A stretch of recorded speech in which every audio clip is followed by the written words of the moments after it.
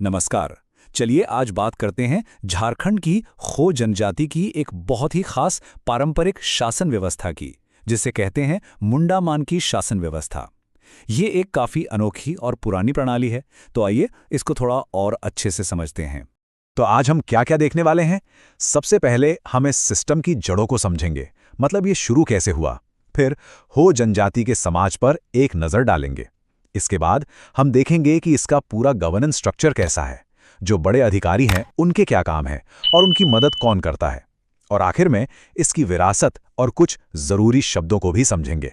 ठीक है, तो चलिए शुरू करते हैं हमारे पहले सेक्शन से, इस व्यवस्था का बैकग्राउंड और इसकी शुरुआत कैसे हुई। और हाँ, इसे भारत की पहली रिपब्लिकन गवर्नेंस सिस्टम भी माना जाता है।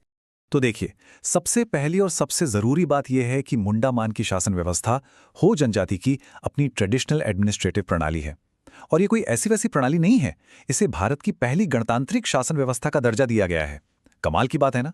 और ये आज भी झारखंड के कोल्हान क्षेत्र में चलती है। इसे ऑफिशियल मान्यता मिली थी 1837 में। हुआ ये था कि कोल विद्रोह के बाद एक ब्रिटिश अधिकारी थे, थॉमस विल्किंसन, उन्होंने ही इसे मंजूरी दी थी।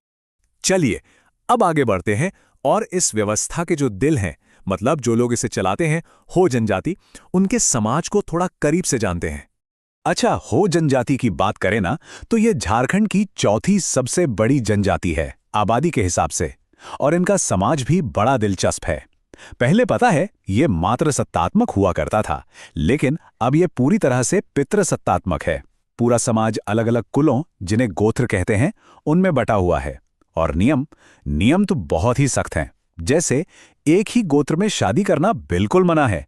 अगर कोई ऐसा करता है तो उसे सजा मिलती है। सिर्फ इतना ही नहीं, सामाजिक तौर पर भी दूसरी जातियों के लोगों के साथ खाने पीने पर भी पाबंदी है।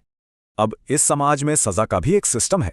जैसे अगर किसी महिला पर डायन होने का आरोप साबित हो जाता है तो समुदाय उसे बहुत कठोर सजा देता है।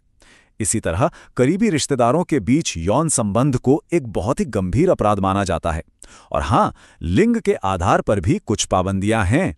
जैसे हो समाज में महिलाओं को हल चलाना या फिर धनुष बाण को छूने तक की इजाजत नहीं है। थोड़ा और जानते हैं इनके बारे में। हो जनजाति जो है वो प्रोटो ऑस्ट्रोलॉइड नस्लीय समूह से आती है। इनकी सबसे ज्यादा आबादी आपको कोल्हान प्रमंडल में मिलेगी, खासकर पश्चिमी सिंहभूम जिले में। इनकी अपनी एक भाषा है हो, और इनकी एक बहुत ही खूबसूरत लिपि भी है जिसका नाम है वारंग छिती। इसे लाखों बोदरा ने बनाया था। एक और खास बात है इनके समाज की, इनके यहाँ एक यूथ डॉर्मेट्री सिस्टम होता है जिसे गोतियारा कहते हैं। तो अब तक हमने समाज को समझा, अब आते हैं इस व्यवस्था के असली स्ट्रक्चर पर। देखते हैं कि यह मल्टी लेवल गवर्नेंस सिस्टम आखिर काम कैसे करता है। तो देखिए, ये पूरा सिस्टम कई लेवल्स पर काम करता है। सबसे नीचे यानी गांव के लेवल पर होते हैं मुंडा। ये गांव के हेड होते हैं और सारा एडमिनिस्ट्रेशन यही देखते हैं। फिर मुंडा के ऊपर आते हैं मानकी। मानकी एक पीर के हेड होते हैं। अब आप सोच रहे होंगे पीर क्या है? तो एक पीर का मतलब है 15 से 20 गांवों का एक ग्रुप। तो मानकी का काम होता है इन सभी गांवों के मुंडाओं पर नजर रखना। अच्छा, अब मान लीजिए कोई ऐसा झगड़ा है जो न तो मुंडा सुलझा पा रहे हैं न ही मानकी, तो क्या होगा? तब मामला और ऊपर जाएगा। इसके लिए 3 मानकी नाम की एक कमेटी है। इसमें 3 मानकी मिलकर फैसला करते हैं। और जब बात न्यायिक मामलों की आती है तो सबसे बड़े हेड होते हैं पीर पंच, जो पूरे पीर के लिए जस्टिस का काम देखते हैं। तो आप देख सकते हैं कि विवाद सुलझाने के लिए एक पूरा का पूरा सिस्टम बना हुआ है।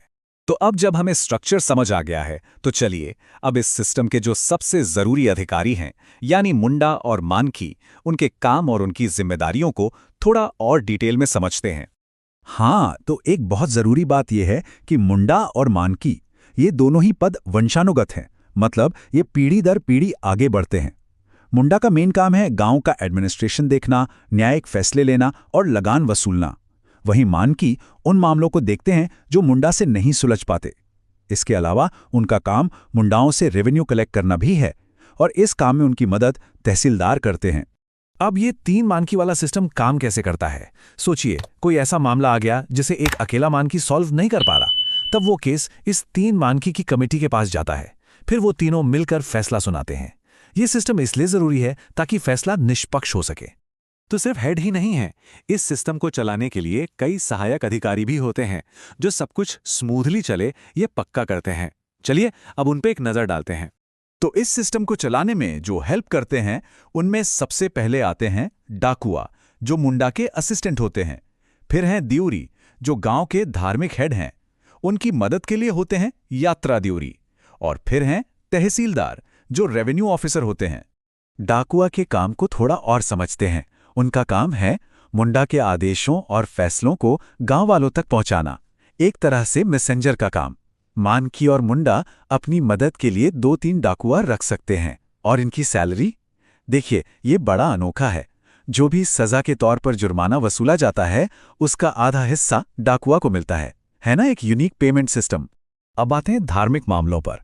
गांव के जो धार्मिक प्रमुख होते हैं उन्हें द्यूरी कहते हैं। पूजा पाठ करवाना, धार्मिक झगड़े सुलझाना और सजा तय करना, ये सब इनके काम है। और इनकी मदद के लिए होते हैं यात्रा द्यूरी, जो गांव के देवी देवताओं की पूजा करते हैं और किसी भी धार्मिक बहस में शामिल होते हैं। चलिए, अब हम अपने सफर के आखिरी हिस्से में आ गए हैं। यहाँ हम इस व्यवस्था से जुड़े कुछ जरूरी शब्दों को और इसके फाइनेंशियल स्ट्रक्चर को समझने की कोशिश करेंगे। मुंडामान की शासन में 2 शब्द बार बार आते हैं, अखाड़ा और शासन। अखाड़ा गांव के बीचों बीच की एक जगह होती है जहां डांस और दूसरे सोशल फंक्शंस होते हैं। और शासन होता है शमशान, जो गांव के किनारे पर होता है। और आखिर में एक और दिलचस्प बात कि ब्रिटिश राज के टाइम पर यह सिस्टम कैसे काम करता था। उस वक्त पूरे कोल्हान इलाके को 26 पीरों में बांट दिया गया था, और जो भी लगान या रेवेन्यू इकट्ठा होता था उसका बंटवारा भी फिक्स था। 16% हिस्सा मुंडा को जाता था, 10% मानकी को, और बचा हुआ सारा पैसा सीधा ब्रिटिश खजाने में चला जाता था। तो ये पूरी व्यवस्था हमें एक बहुत ही गहरे सवाल पर लाकर छोड़ती है। मुंडा मानकी जैसी इतनी पुरानी समुदाय पर आधारित शासन प्रणालियों से आज के दौर में लोकल सेल्फ गवर्नेंस के लिए हम क्या सीख सकते हैं? ये वाकई सोचने वाली बात है। खैर, आज के लिए बस इतना ही।